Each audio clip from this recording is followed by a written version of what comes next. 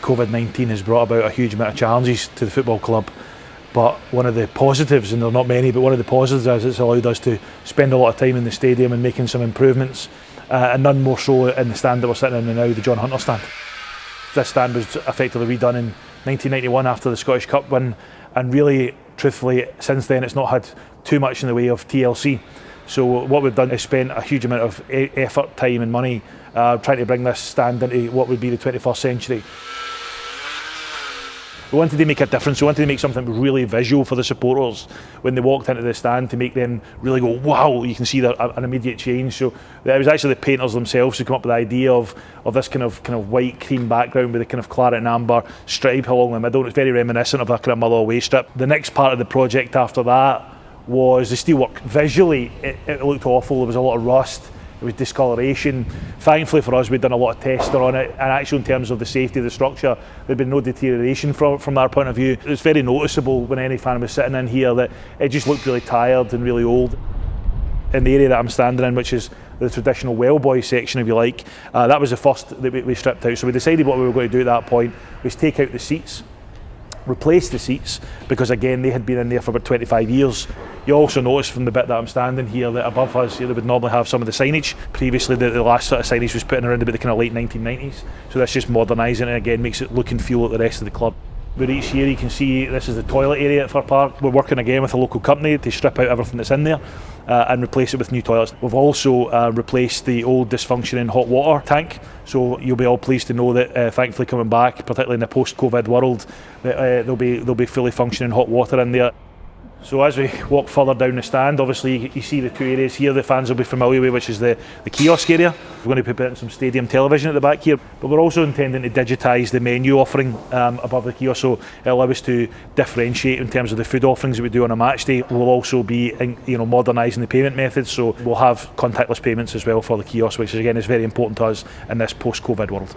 Another real issue with the stand that we had was constant leaking. One of our local partners has again come in and he's fixed the guttering, and the roof lights that are above me, it's designed to give a bit more natural light here up at the back of the stand, and the kiosk areas are all going to be replaced with brand new ones. We're putting in new LED strips all the way across the seating deck, so again for nighttime games it should feel more brighter, it should feel more modern, but also much more environmentally friendly, much more sustainable, and financially for the club, not having to constantly replace all these bulbs all the time is really helpful.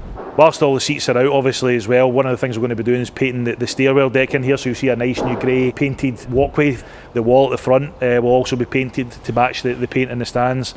And finally, in terms of the seating deck, you see the inside gable ends. Our signage partners will be putting in a large kind of montage, either fans, supporters, players and things up there at both sides, which again should just finish off the look and the feel of the stand when we get there. The other really important part of what we're doing is obviously the entranceway here at the John Hunter stand. So the space here as you walk up the stairs is going to be where the fan mural is. I think this will be another really excellent piece for supporters to come and see and enjoy, and also brighten up this area significantly. One of the other things that we're doing just as you walk in here is just have a barbed wire on it, and it really looked unsightly. So what we're going to do with this area here is change it by adding a timeline in tribute to John Hunter. I think it's also going to provide a really good educational tool for Motherwell fans in the future. You know, people might ask, youngsters might ask, who's John Hunter, what did he contribute? Well, this is going to be a real fantastic visual aid for them to do that, and we're working with a historian to make sure that everything in there is not only really informative but really educational as well. Testing, 1, 2, 3. Perhaps the biggest and most important and the most noteworthy change is the new public address system. It's been a bit of a running joke amongst Motherwell fans and even opposition fans about the poor quality of the public address system at Motherwell. It was actually, for those that don't know, it was actually a second-hand purchase from Abbotsford Airport before Glasgow Airport back in the 70s, so I think it's more than done its time in its service to the football club. One of the things that fans will notice when they come back here is a clean, crisp sound system through the stadium that's again befitting for 2021, so that's a really big part of what we wanted to achieve by doing some of the summer projects, and I'm so delighted to say that we've managed to finally tick that off. I think internally we hope to have this done probably by April or May of this year, but certainly by the time the new season would arrive, the kind of midsummer around about August time, I think if that's when fans are going to be coming in, and hopefully that's the latest that fans are going to come in, then when they get back into this stand in particular, they're going to notice a huge amount of improvements, and everything that we're doing at the minute will become fully completed by then.